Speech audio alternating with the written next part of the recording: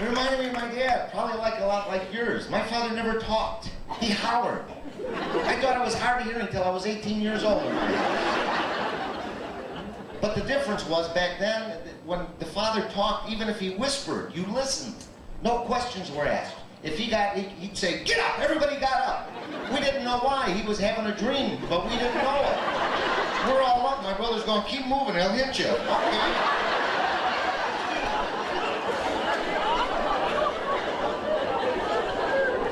You know, you watch some of the kids today, they're so intelligent, they're stupid.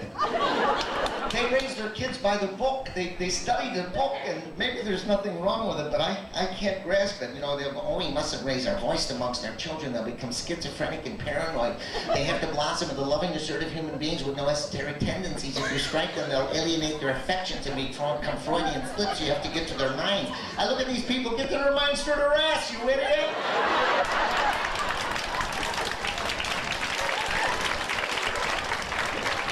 Not abuse, discipline.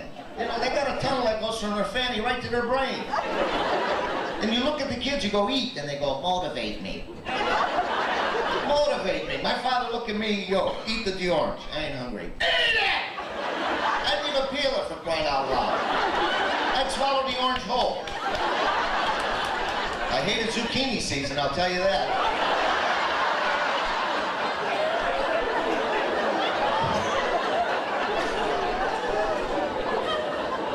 Maybe the difference was we took responsibility for our actions.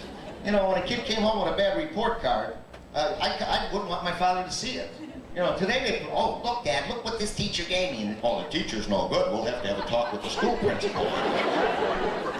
I was afraid of my father and my uncle, Guido, who lived across the street. I mean, this guy was scary, man. He was tough. He celebrated Ash Wednesday like this.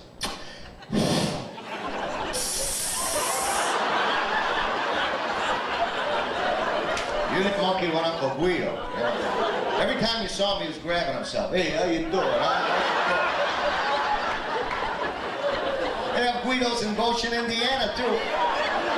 Where is Indiana at? Where's the group at? Over here. I thought you were over there. You guys moved. All right. I live in a little town called Wayne, Illinois, which is out near Pheasant Run. Probably never heard of that. Elgin. Okay. And it's a little tiny community, I mean, very small. They had to close a zoo. The duck died there about 3 years ago. And John was mentioning going to Hawaii. My wife went there with me a few years back. We were celebrating our 25th, and it was just so poetic. I mean, the sun was setting over the shark-infested waters overlooking Hawaii. My wife's breasts were heaving with passion. I watched the soaps.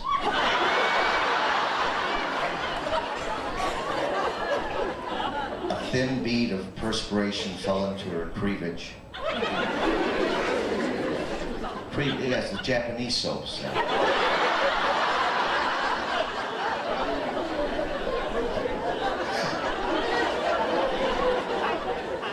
As a handsome Hawaiian walked up to my wife and as tradition dictates, melodically whispered in her ear, aloha from Hawaii. And my wife said, salvo from Illinois.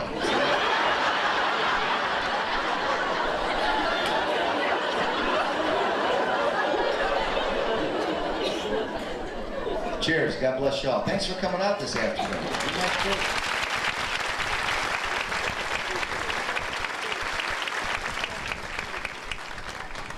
See, I started out, I was surrounded by great musicians, and of course we're having Dick Contino come out, who, when in the 50s, when I studied the accordion, was my idol. You know, every morning my father used to wake me up with the Italian alarm clock, a broom over the back of the head. Get up and go to school. I don't want to go to school, Daddy. You gotta go to school, you're 32 years old, you're the principal, get up. And I studied the accordion and keyboards for 20 years, and you know, music and singing and stuff like that. But I always threw comedy in, and my mother used to get so mad. She used to go, do a nicer song and no jokes. So this was the first time I realized that I wanted to be a comic, and I got up there and I sang a nice song for my mother that went like this. When I was just a little boy, I asked my mother, what will I be? Will I be handsome? Will I be rich? Here's what she said to me, no.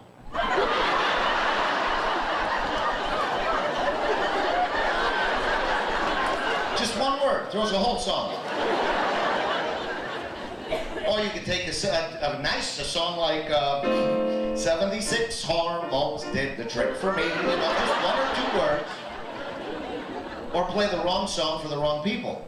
I was in 3 Mile Island and I sang, "You light up my life." For a bunch of Catholics I sang, "I got rhythm."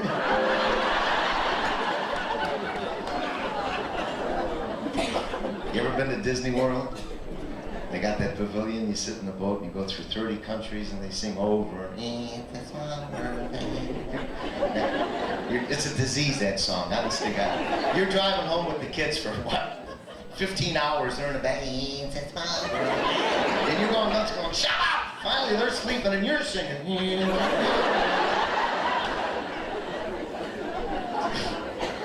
And sometimes musical sounds can remind you of something. See if this brings back any memories.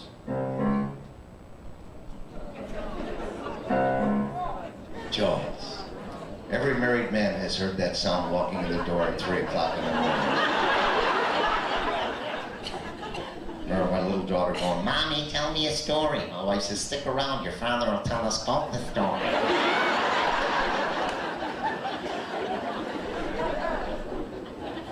Went to church this morning. It was a different type of a church. Normally the organ was the basic instrument in church. Remember years ago where there was always a girl in the choir for 400 years, no matter where you were from, she was up there singing,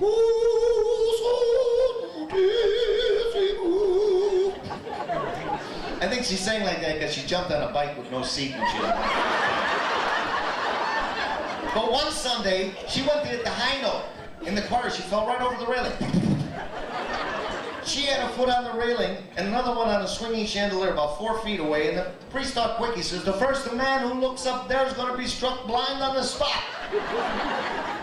Well, my father whacked my grandfather. "What are you going to do?" My grandfather says, "I don't know about you, but I'm going to take a chance with one eye."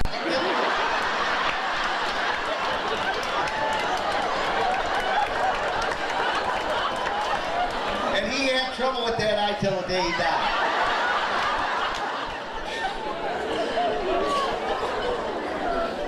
His eye got so bad, he needed bifocals. I don't know if you wear them, but I started wearing them a few months ago. And believe me, it takes some adjusting, you know? First time he wore them, he went to the bathroom, my grandfather.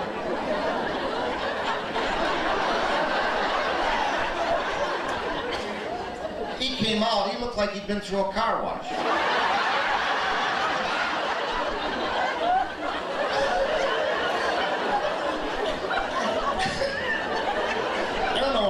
I've heard all these jokes before. I said, "Grandpa, what happened?" He goes, "These are damn new glasses will throw everything off. You look at there, you see over here." "How'd you get all wet?" "I go to the bathroom, I pull it down to my zip, I pull it myself out, I look it down through these glasses, I go, wow.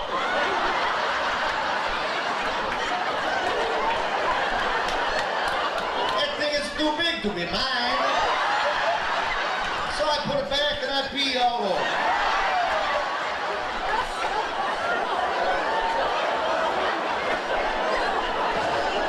But I learned from that.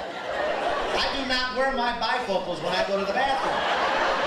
My wife wears them when we go to bed.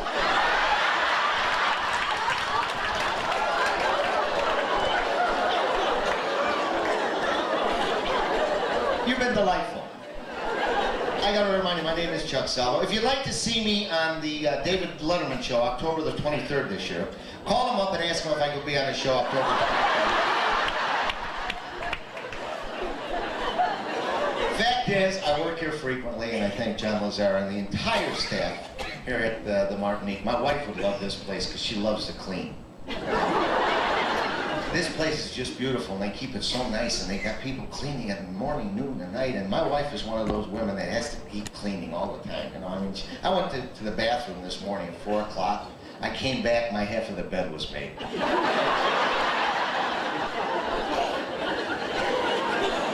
got a wife